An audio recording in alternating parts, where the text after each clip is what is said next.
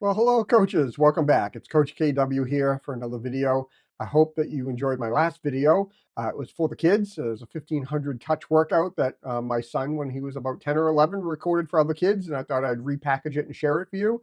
If you haven't seen it yet, maybe take a look. And since it is the winter months, and that's what we're going to be talking about here, perhaps it's something you could send off to your players to work on over the winter. Nothing like a little extra work at home to make your players better in the off season. And speaking of off season and winter, that it is what it is here for me. I live in New England, and of course now at daylight savings time, the sun is gone by 4:30. We don't have really lighted fields around here, and so now we need to look at some alternatives. And for a lot of folks, there isn't any alternatives because, like us, we're covered in snow and ice for half the year, so we just can't go out to the fields and have a kickabout or do anything like that. There is some options around in our neck of the woods to play indoor games on turf. The only problem is the facilities that run these, they run these house leagues. Many of them have some pretty, to me at least, strange combinations of rules. Like one of the big ones around here plays 8v8 with no offside on a turf field, which I have a hard time wrapping my head around. I'm playing 7v7 and 9v9. The field is not it's kind most of them are about the size of a 7v7 field, maybe smaller, but we're playing 8v8, but then we have no offside. So it seems it breaks all sorts of the rules that you're used to on a field that big. And that just doesn't work for me, honestly. And so the other option that we've come to here is something that is the official indoor game of FIFA, but not a lot of people outside perhaps the club world know. And that's why I'm trying to highlight that. And that's futsal. Futsal is the official FIFA indoor game. It was invented in South America. It's played indoors on a gym space. An official futsal court is a little bit longer than a basketball court, but around here, since the basketball courts are available indoors and basically every school gym around, plus facilities elsewhere indoors, it's a very popular option, but it's a niche option. And I'm hoping to make it more of an option for folks because I think it's fantastic for your players to play in the wintertime, and we're going to look at that right now. So, what is futsal? So, futsal is a 5v5 game. It's played indoors, usually on a basketball court. The net's 2 meter by 3 meter. So, do the math there. That's about 6.5 by 12. It's very much like a 7v7 goal, maybe slightly a bit squarer. Played on a basketball court, usually use the lines from a basketball court, like the 3-point line, although you're finding more and more places who do futsal have the right lines for the goal area, which is a little bit flatter than that. But in a pinch, that works perfectly fine. A lot of times the volleyball lines are there too, and sometimes they use that for there's a pressure line that can't be crossed for a restart. One of the interesting bits of futsal and why it makes it so quick is there's a 4-second rule. So when the ball goes out of play or the keeper has the ball in their hands, as soon as the ball is ready to be played, so you've retrieved it from out of bounds, you place it on the sideline, um, you have 4 seconds to play that ball. Goal kick, they don't have goal kicks, but a goalie has the ball in their hands, you have to roll it out. They have 4 seconds once they have control of the ball. Free kick, 4 seconds once it's ready to play. So it really encourages speed of play. They're flying subs, so very much like hockey, you can substitute on the fly as the game goes on. You don't have to stop. The game doesn't have to stop to do it. The one main rule is the player has to leave the field before the next player goes on, or you get a yellow card. But it is an interesting challenge to sometimes substitutes those players who are on the far side of the court to get them over. So there's some new challenges there, but it allows you to have that flying sub, rotate real quick, keep your players fresh and moving as fast as you can. There are no throw-ins. If it goes out of bounds, the ball is placed on the line. You have to be outside the line. The ball can't be rolling, and you have 4 seconds to play it in with a kick. Keepers don't have goal kicks. They have goal clearances, which they have to roll the ball out from their hands when they play. Um, One of the other interesting pieces of it, again, to keep the game moving, is once the ball has been released into play by the keeper, you cannot play back to the keeper unless the other team has touched the ball. So the idea being here is that you're constantly going forward, you're constantly attacking. And if you're maintaining possession, you can't use your keeper as that extra player. It's, again, to keep the flow of the game moving quickly.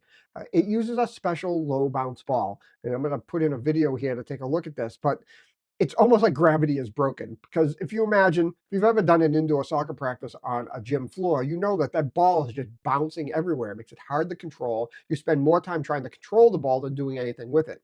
Futsal uses special padded ball on the inside, and I'll show you here in this video. I'm going to drop these two balls. By rule, a futsal ball is not supposed to bounce more than 2 times for 26 inches. And you can see here from the video, it basically looks like gravity is broken.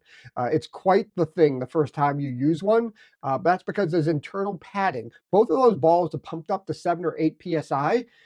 You can see how much the regular soccer ball bounced around while that other ball just kind of landed like a lead balloon, if you will. So really kind of interesting there. The ball is also slightly different sizes. I'm going to put a picture up here of all 5 of the balls that you can play an official FIFA match with. 2 are futsal balls and then 3 are soccer balls. And from right to left, you can see there's a size 3 futsal ball, and that size 3 futsal ball is used all the way through 6th grade.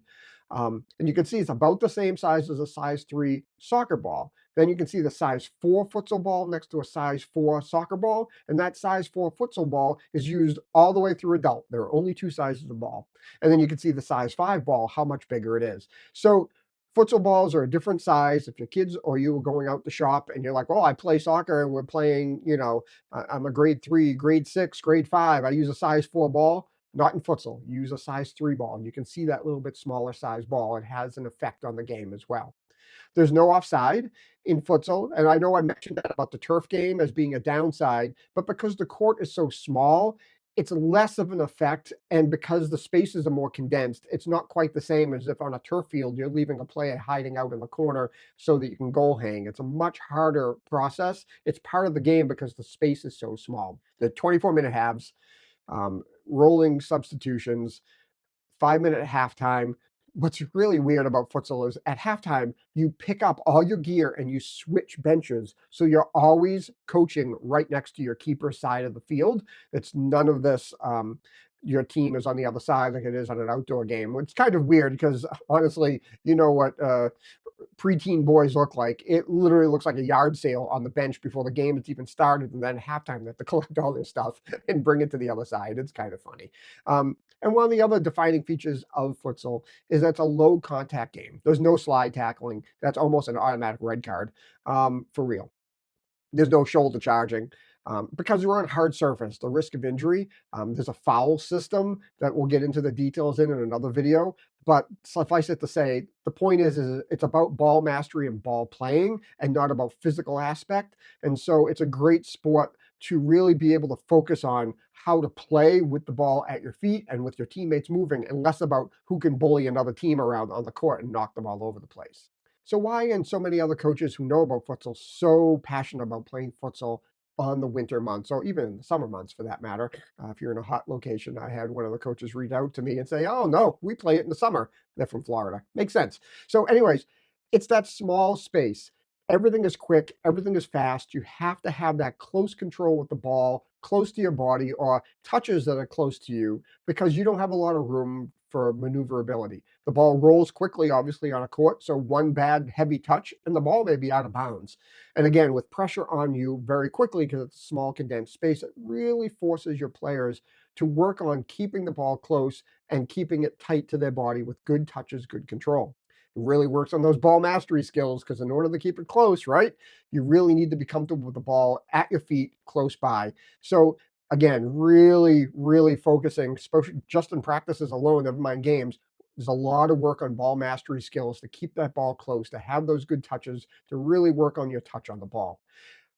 When we're playing, we're looking for quick combinations with other players. So now they're having to pick their heads up, make decisions faster, again, because of that small space, because you get pressure quickly. Being able to play those faster combinations helps their speed of play, because again, tight space, close quarters, fast pressure really helps with the decision making and speeds up their thought. And we'll see later what happens when we go outside, with all those supporting movements out there.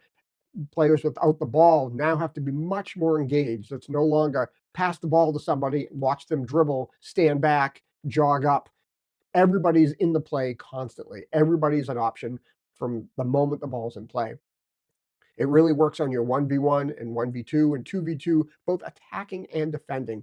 Fantastic skills in general, but a lot more, because that pressure comes. You need to be comfortable at taking on your player or working with a teammate to get around a player, and conversely, defending, a lot of paired up 2v2, a lot of the game works like this in terms of defending, working with a partner. Again, some great skills to learn in a smaller space that can translate once you get back outside. There's lots of fast transitions, so you're constantly going from attack to defense in a small area and a small time. Keeps you sharp, but it always also works on making sure you're in good positions to recover if you're in one of those situations. And because of that, there's a lot of action. It's a lot of fun. The parents love it. The kids love it. Uh, Score lines of 13-7, 15-12, 15-2.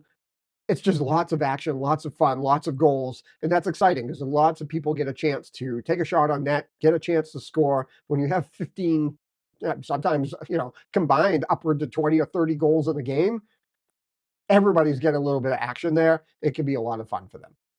So some of the futsal technical differences, which we talked about, was that low bounce ball and the smaller ball that's only those two sizes. But the interesting part about it is it's less forgiving. So you have to really focus on those technical skills, especially on the passing and the receiving. When I was coaching high school girls and we'd have an indoor practice because of the rain or something, my girls hated it because I'd pull the futsal balls out. We'd be in the cafeteria and we'd be playing passing drills. And it just calls you out if you're not doing things properly. So that's one of the great things I feel with futsal is it lets you really focus on those fundamental techniques of striking the ball and receiving the ball because that ball is denser and heavier. You have to hit it better and straighter. You don't just get to rely on the rebound of the air in the ball because it's padded because of that low bounce piece of it. So it really does focus your players on playing with great technique and it really sharpens that piece of it. Also in futsal, you use a lot more of the sole of your foot than you might do on the outdoor game. And if you watch pro games or some other games like that, high level games, you can sometimes find those players who have played futsal because a lot of times they will use the sole of the foot. But indoors on a court, using the sole of your foot is an excellent way to receive a pass because you probably have pressure that's really close to you. You need to be able to keep that ball close. And as the ball gets fizzed into you, being able to put your foot on the ball and stop it and hold it is a really valuable skill. And then taking the ball of your foot and rolling it out because there's no friction really on that court versus grass or turf. You can pass the ball almost with the sole of your foot, or at least you can push it out, take that touch while rolling it out after you've stopped it. It is different. It does usually mean that you're going to receive the ball on your front foot, which is totally opposite. Usually what we do in outdoor soccer, we talk about all the time letting the ball roll across your body and playing it with your outside foot, far foot so that you can turn and look and see what's going on. In futsal, that pressure is coming so quickly that a lot of times you're taking it with that foot that's closer to the ball as it comes in while you hold off a player. It's not really a downside of the game, but it is helps players get more comfortable with tight, close pressure. Um, and that has translations into the outdoor game. So we play futsal to help us with soccer. We're not futsal purists usually. There's techniques and tactical changes to the game that if you were playing a pure futsal game, it's a little bit of a different game. I have my futsal 1 certification and it helps me with the basics. But if you were to ask me, some of the more complicated structure of how to play and how they play, in true futsal fashion, I only have the basics because really, again, we're doing this to be better soccer players. And in future videos, we'll look at a little bit of that. But some of those benefits translate. So those better technical skills, the passing, the receiving, the scanning, the movement, all those things, because you're in that tight space, such a great way to develop those skills over the wintertime. The speed of play and the combination play, obviously, we talked again, in that small space, you really have to be able to control that ball and keep it close, which again has benefits outdoors as well to be able to receive that ball in tighter spaces and have that control, have that speed of thought that you can already are thinking about the next pass before the ball gets to you. Again, we talked about that better 1v1 and 2v2 attacking and defending. When we get back out on the grass and we have a little bit more space, being able to do that with more confidence, the translation is fantastic. Also, again, with that close support, having that better field awareness because you're having to scan a lot more in that small space because things come at you more quickly. When you get back on that grass field, those habits translate. And my players also tell me all the time that they feel like when they go back to spring, the game is much slower because now they've got back on a field that's 2 to 4 times as big as a basketball court. you've got more space, and space equals time. And so they're getting that ball and feeling like they have an hour of time to make a decision versus seconds when they're playing futsal. And it just, again, increases all those other things: speed of thought, speed of play. My teams, when they come back out in the spring after playing futsal, those first few games, you can see the difference, how quick and sharp they are. They just honestly pass their way through other teams like they're standing still because they're so used to every action happening so quickly. And now they have all this space and time, but they're still working on that speeded up space and time in their brain for coming out of futsal. It really is remarkable. It's really a great way to increase all those sort of skills while in the winter program to then translate back out to the grass. In future videos, we're going to look at more detail how we play futsal, some of the strategies we can use and things like that. But I'm playing a little bit of game footage here just for folks to get a sense as to what it looks like. This is a grade 4 team at this point playing. You can see the court, you can see the referee, you can see the teams, the nets. You can get a sense of what this looks like from up high. We're lucky enough we play someplace that has a mezzanine, so I can just throw the GoPro up there and make recordings of the games.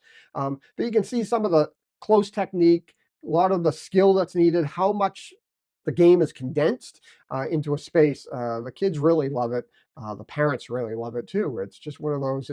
It's warm, it's comfortable, it's contained. They get a spot on the bleacher, and they can watch the game right in front of them. They can hear everything, they can see everything. My parents do love it a great deal playing. And in future videos, next couple of videos, we're going to take a look at a little bit more specifics on how we set up, how we play from the back, some of the rule specificities that are going on in there. But I wanted to give everybody a little bit of an intro to what futsal is to get you thinking about it. If it's something that's an option in your area, it would be a great way to continue your winter season. As always, it helps the channel if you like, share, subscribe. The channel's taken a big leap in the last month or so, the last couple of videos in terms of viewership and such. Keep sharing. Please subscribe. Give me the thumbs up. It just helps the algorithm. We're getting close to hitting some of the levels that will unlock some new things for me for YouTube. I'd really appreciate your help with that. If you're enjoying these videos, I'd love to hear your comments. If you play futsal or do other things, or if you have questions, get them down there because it just helps me with the next video. So I hope this has been helpful to you. I hope your off season, if that's where you are, that's where we are right now, is started. You're getting a little bit of rest, and then we move forward. So until next time, it's Coach KW. I'll see you out there in the field or the courts. Bye.